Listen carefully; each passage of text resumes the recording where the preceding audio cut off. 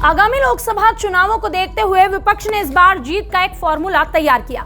इस फॉर्मूले का नाम रखा गया INDIA। अब ये अलायंस मिलकर भारतीय जनता पार्टी को हार का स्वाद चखाना चाहता था, लेकिन चुनावों के पहले ही इनकी आपसी समझ की, इनके साथ की पोल खुल गई। आम आदमी पार्टी ने पंजाब में एक होने से इनकार किया तो नीतीश निकल लिए। अखिलेश यादव और ममता बनर्जी ने भीख में कांग्रेस को 11 और 2 सीटें अपने अपने प्रदेशों में दी। लेकिन राहुल गांधी हैं जो अभी भी इस बात को स्वीकार नहीं कर रहे। उन्होंने हार नहीं मानी और उनका कहना है कि उनकी बात अभी भी चल रही है, वो ममता बनर्जी को जरूर मना लेंगे। लोकसभा चुनाव में कुछ ही समय बचा है। बीजेपी के नेतृत्व में एनडीए गठबंधन ने चुनाव की तैयारियां पूरी कर ली है, लेकिन गठबंधन इंडिया में यानी कि INDIA में तो फूट पड़ी हुई है।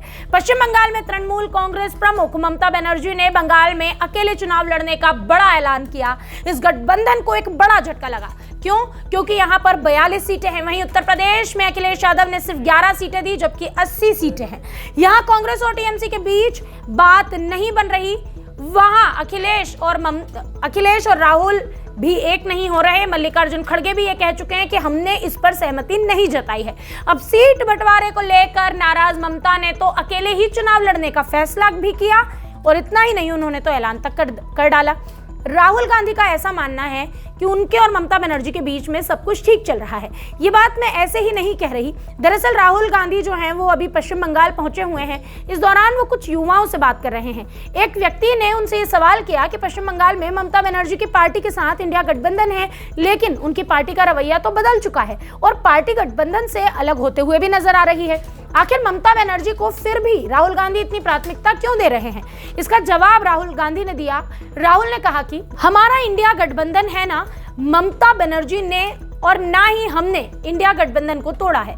ममता जो भी कह रही हैं वह गठबंधन में ही है, हम भी कह रहे हैं गठबंधन में है। सीट बंटवारे को लेकर बातचीत चल रही है। दोनों तरह से सीट बंटवारे पर बातचीत की जा रही है।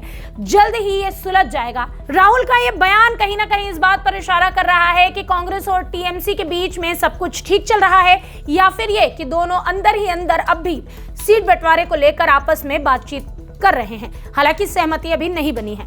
आपको बता दें, ममता बनर्जी ने अकेले चुनाव लड़ने का ऐलान कर दिया है। बनर्जी ने पिछले महीने ऐलान किया, और इतना ही नहीं, उन्होंने इसका कारण भी बताया। अकेले चुनाव लड़ने वाली हैं, लेकिन राष्ट्रीय स्तर पर उनकी पार्टी टीएमसी गठबंधन का हिस्सा रहेगी। ममता ने कारण बताया और आरोप लगाया। उन्होंने कहा कि लेफ्ट पार्टियां इंडिया गठबंधन के एजेंडे को हाईजैक करने की कोशिश कर रही हैं। जिन लेफ्ट पार्टियों से लड़कर वो सत्ता में आई है, उनके साथ गठबंधन करके चुनाव नहीं लड़ा जा सकता है। कांग्रेस की तरफ से सीट बंटवारे पर जो देरी हो रही थी उस पर भी नाराज थी, जिसके चलते ममता बनर्जी ने यह बयान दिया था। उन्होंने साफ साफ कहा था, मैंने कांग्रेस को पश्चिम बंगाल में सीट बंटवारे के लिए प्रस्ताव दिया था, लेकिन उन्होंने शुरू में ही इससे इनकार कर दिया। हम बंगाल में अकेले चुनाव लड़ने वाले हैं, राज्य में कांग्रेस के साथ कोई रिश्ता नहीं होने वाला। एक तरफ तो राहुल गांधी कहते हैं कि सब कुछ ठीक है, बातचीत चल रही है, लेकिन वहीं सीधे तौर पर ममता बनर्जी इससे इनकार करती है। उन्होंने कहा कि इस राज्य में तो उनके साथ कोई सीट बंटवारा नहीं किया जाएगा। बहरहाल INDIA की जो हालत है वो बिल्कुल चुनाव के पहले ही ऐसी हो गई है कि वो हर जगह से टूट चुकी है।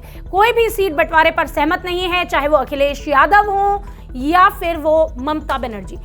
आम आदमी पार्टी ने भी पंजाब में कांग्रेस को यह कहकर मना कर दिया है कि कांग्रेस की यहां पर हालत बेहद बुरी है।